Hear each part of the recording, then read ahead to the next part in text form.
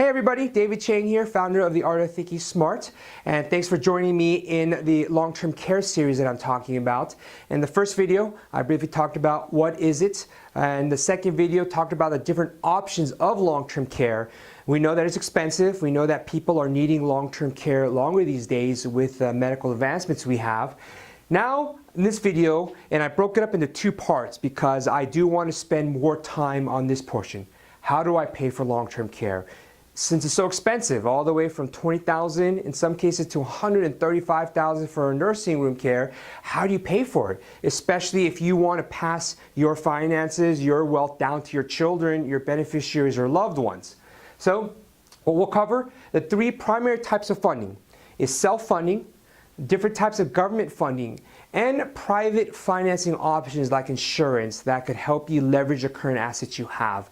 And I'll be talking more in depth on this one now and also the next video because I'm going to give you some strategies, some really helpful hints that could really help you maximize your dollars. So first part, self-funding. So this pretty much means is that if once you need it, you're going to take money out of your pocket, your savings account, your retirement account, what have you, and pay for the care itself. But if an adult daycare center is about $20,000, and this is the cost of 1 year of long-term care here in Hawaii, and we are 20, in some cases 30, 40% more expensive than the average United States, and all the way up to $135,000 for a nursing home, for a private home. So you can think about it. If you have $500,000 saved up, and I mentioned in the first video that the average woman needs 3.7 years of long-term care, the average male 2.2 years. If you have $500,000 between husband and wife and both need it, within 1 or 2 years, you just zip through it. And if you end up living another 4 or 5 years, what do?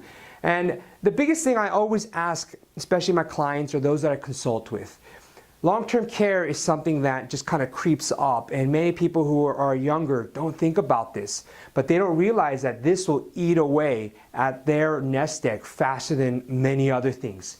So the first question to ask is, will your assets that you've saved up be enough if you choose to self-fund? And on second thing is, do you want to protect and pass your assets down? Many people say, well, I don't want to use everything that I have for long-term care. I want to pass it down to my grandchildren. I want to pay for their college. I want, the grandma, grandpa trust that my kids will remember me for the rest of their lives. And so if that's the case, self-funding is probably not the best option unless, you have so much money it really doesn't matter. So I'm going to give you an example. Even if you are saying, you know what, forget it, I'm going to self-fund, and here's an example. You're 45 years today, and you're saying, I'm just going to save enough for me to self-fund it. I'm not going to buy insurance or anything or look at the different other types of strategies. So let's just say you're 45 years today. The average person, if you were married, will 36% live to 95 if you're married. And say you're going to need care at age 85. So that's 40 years from now. So we looked at the average numbers that today's cost. That's it. And we're going to take a female, a woman, that needs it for 3.7 years in a nursing home. 135,000 roughly times 3.7 is approximately $500,000. So I'm just averaging it out here. This is for illustration purposes. So I don't want this to be as, oh, these numbers are, the gospel or anything like that. But I just want to show you numbers-wise how much self-funding could really end up taking out of your personal finances. So if it's $500,000, 3.7 years today, and this will probably go up in the future, and you need care at 85, in today's dollars, right, because of 5% inflation that we're going to talk about, or actually let's say 5% annual rise of medical costs for long-term care, 40 years from now will be about $2.734 million, right? So today's dollars, right, 2.7 million for age 85, or excuse me, not today's dollars, this is today's dollars, this is the future cost. So the way we look at it in the finance world is, if I am going to need $2.7 million 40 years from now to cover my care, how much do you need to save? So we're going to look at it this way. If you're going to get 8% a year, right, for 40 years, you need to save $783 a month, about $10,000 a year, in order to save up enough, right, at 8% to get to the 2.7 million. If you're going to say, well, I'm not that aggressive, I'm going to be a little bit more conservative, and you go for something at 5%, you have to save almost $1,800 a month. close to $21,500 a year just to fund your home care. This isn't for retirement. This isn't to pass on to your children or your grandchildren or anything else like that. It's just saving $10,000 or $21,000 a year just to fund your long-term care. This is why I highly recommend that even if you have the money to do it, leverage existing assets, and I'll show you how we're going to do that. So that's self-funding there. All right, the second type of funding for long-term care is government funding, and there are programs out there, primarily Medicaid and Medicare. And so let's talk about Medicare a little bit. Medicare does not cover most types of long-term care. It's a federal program. You either have to be over the age of 65, have a disability or kidney failure to qualify for it. It'll cover short-term types of care, but not the long-term care that I've talked about.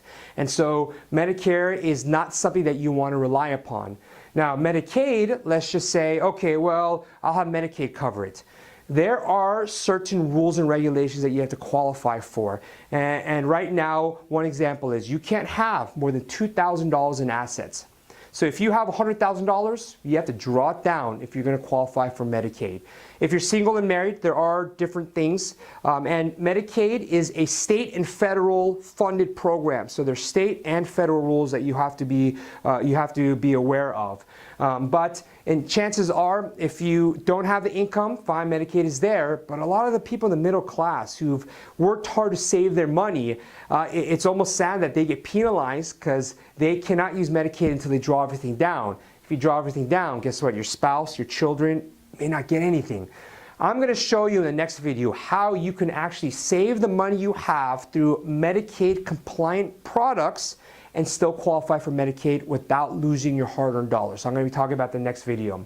We have veterans benefits. If you are a veteran, I graduated from West Point, I'll probably be getting something like that since I still serve in the National Guard for myself or the spouse.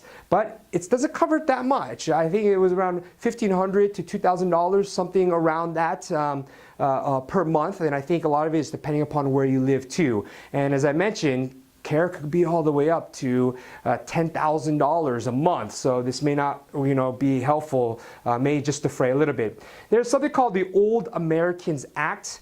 This was done to kind of help a certain subset of seniors, rural areas, Native Americans. And so you can go ahead and find more about this on the website, artofthinkingsmart.com.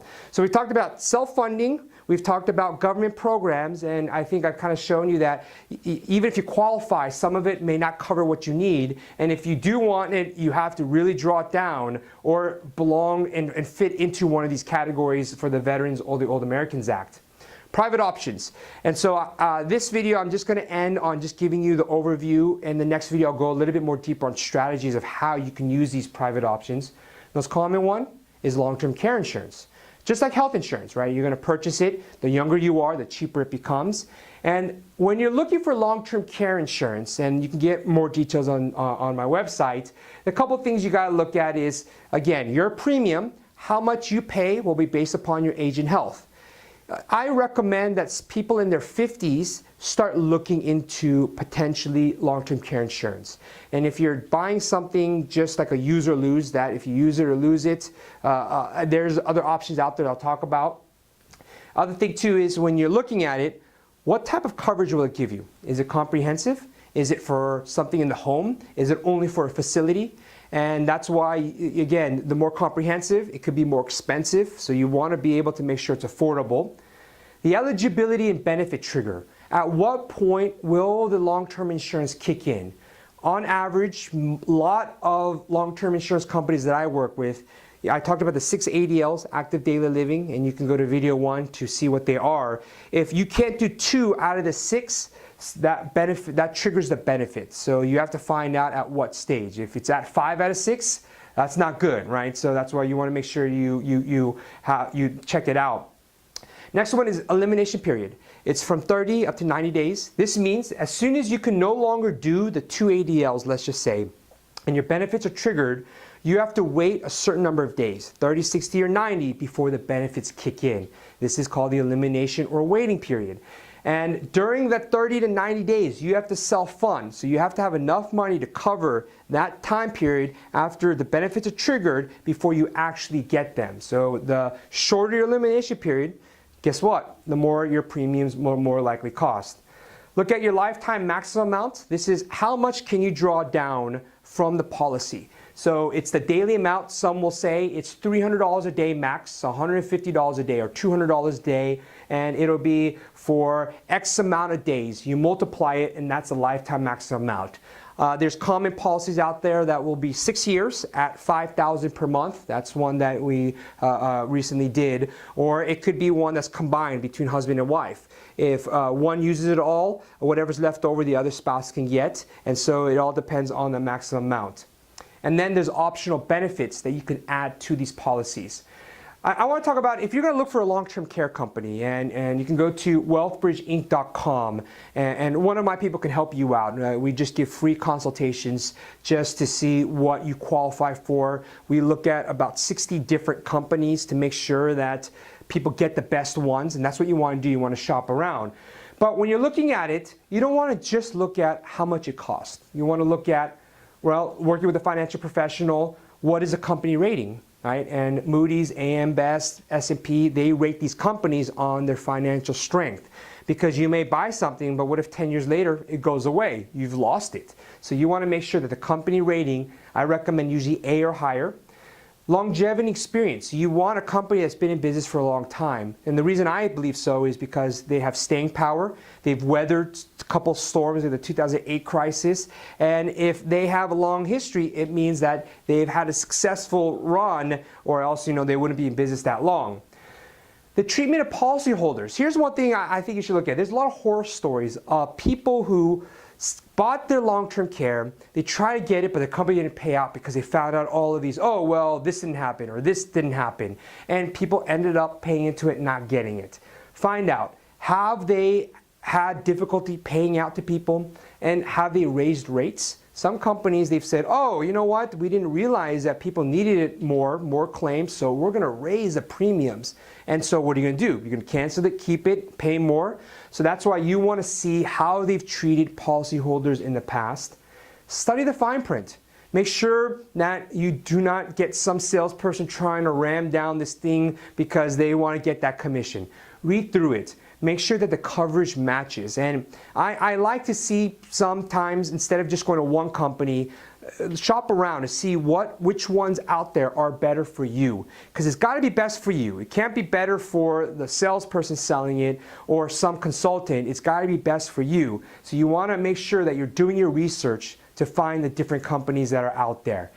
Don't feel pressured. If you feel as though you're being pressured, walk away, right? You want to make sure that this is something that you don't, because sometimes if you pay into this, it's very difficult to get back out. So you want to make sure that you bought it for the right reasons and it fits what you need for your families. Okay, so I'm going to end on this. Here's some other private options, and you can go to my website, artthinkysmart.com/care for more information. But some people will use their home equity, some will use their reverse mortgages, some will use annuities to fund it, and I'll talk a little bit about this in the next video. And life insurance, some people create trust. These are alternate ways of funding your long-term care through private means. And so these are the other private options. So I'm going to go ahead and just do a very brief overview of what we talked about. How do you pay for long-term care? We take existing assets. You may have to self-fund it, but as we talked about, you're going to assume all the risk. Or you're going to run out of money. Well, your children, grandchildren have little to no inheritance. The second option we've talked about is government funding through the Medicaid, Medicare Veterans, or the Old Americans Act. But at times, it won't cover what you need, or you have to draw down your money. Third thing we talked about is a private funding and the different options that you have. Long-term care insurance, you could use your home equity, use a reverse mortgage. You can go ahead and purchase an annuity or certain types of life insurance policies, or create or fund trust in order to pay for your long-term care. And this is what we talk about private financing options. So this is the first part of how we fund it. In the next one, I'm going to go in depth of the private funding options and talk about funding strategies of how you can leverage your money and maximize it so that you don't go ahead and waste it. You can get more information, artofthinkingSmart.com/care. Thanks so much, and I look forward to seeing you in the next video. Aloha.